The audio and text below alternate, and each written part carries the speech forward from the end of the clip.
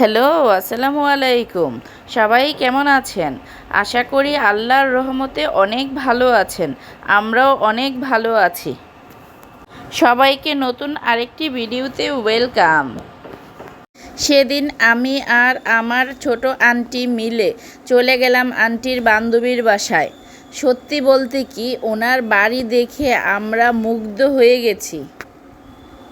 এত সুন্দর পরিপাটি করে সাজানো চারপাশ, যেন চোখে লেগে থাকার মতো। উঠান জুড়ে ছোট আমড়া গাছ, আর সে গাছে অসংখ্য আমড়া ঝুলে আছে। শুধু তাই নয়, বাড়ির পাশে ছোট্ট একটি পুকুর, যেখানে তিনি মাছ চাষ করেন। সবুজে ঘেরা এই পরিবেশ, এরকম বাগান বিলাস বাড়িগুলো আমার খুব পছন্দের। অতিথি আপ্যায়নে যে আন্তরিকতা উনি দেখিয়েছেন, তা সত্যি মনে রাখার মতো। অসাধারণ একজন ভালো মানুষ উনি। আন্টি আর আমাকে সাথে নিয়ে নিজে ঘুরিয়ে ঘুরিয়ে বাগান দেখাচ্ছে। বাড়ির চারপাশটা যেন এক টুকরো স্বর্গ।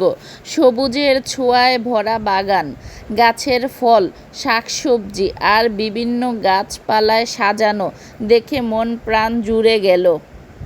বাগান ঘুরে দেখছি আর প্রকৃতির সৌন্দর্যে ডুবে গিয়েছি। ছোট্ট পুকুরে মাছ চাষ আর সেই বাগানের বাহারি সৌন্দর্য সত্যি অন্যরকম অনুভূতি এনে দিল। দেখুন কি সুন্দর বস্তায় করে আদা চাষও করেছে। এত গুণে গুণান্বিত এই আন্টি, বলে শেষ করা যাবে না। সব রকমের ফল এই বাগানে আছে।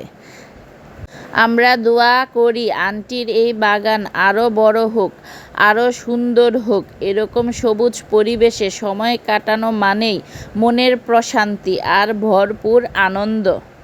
দেখা হচ্ছে খুব শীঘ্রই পরের আরেকটি নতুন ভিডিওতে। ততক্ষণ পর্যন্ত সবাই ভালো থাকুন, সুস্থ থাকুন। আল্লাহ হাফেজ।